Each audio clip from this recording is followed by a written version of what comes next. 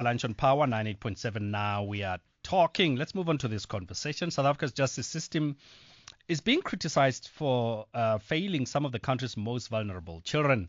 During Child Protection Week, experts raised concern that children with disabilities who experience abuse continue to face major barriers when trying to access justice and protection.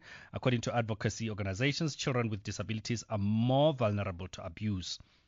Yet many cases go unreported due to fear, stigma, and communication barriers and a lack of disability awareness among frontline officers.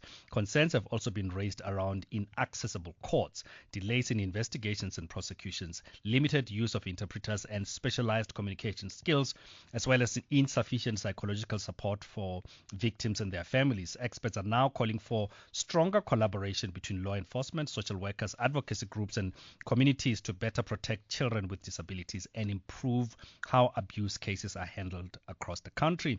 Shaheda Omar, Clinical Director at the Teddy Bear Foundation, joins us on the line. Dr. Shaheda, good afternoon and thank you so much for joining us. Afternoon to you and the listeners. Thank you. Thank you. Now, during Child Protection Week, there's been a strong focus on children with disabilities experiencing abuse. From your experience, why are these children particularly finding themselves in such a vulnerable position? Well, I think we know that children, firstly, are the most marginalized population group because they are more vulnerable, not in a position to protect themselves, to defend themselves, and are not often in a position to make disclosures, purposeful disclosures because of the intimidation. Also, another reason is what we believe. Now, if we look at children with disabilities, unfortunately, it is further compounded because the children with disabilities do not have the mechanisms or the agency to report. They're not in a position to give a clear and coherent disclosure.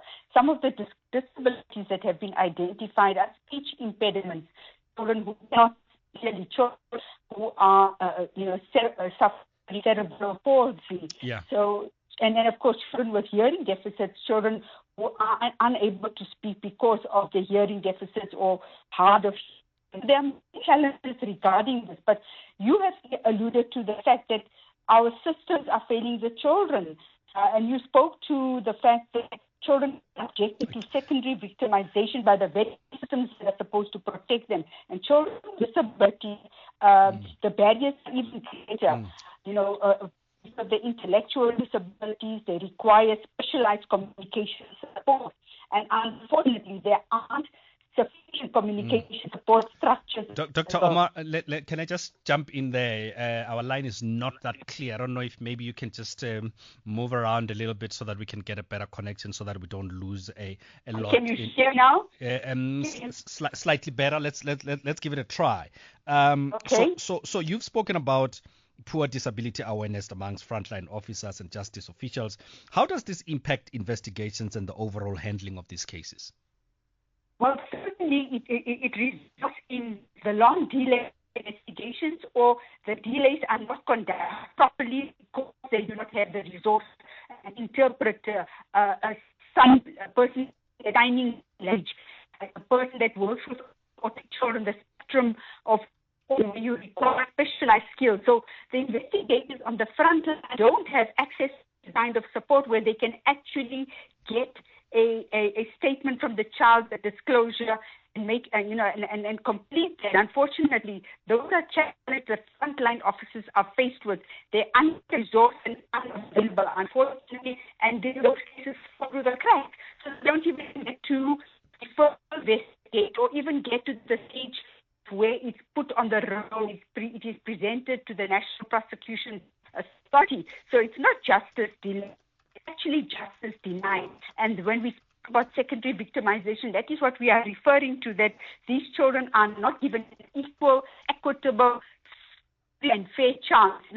There are prejudices, biased elements here, and we need to bring that to the attention of the authorities, because children are, important that we treat children equally. Dr. Shaheda, we're still really struggling. I'm going to try and see if maybe, but we don't have that much time to continue with Dr. Shaheda. So I do apologize for that.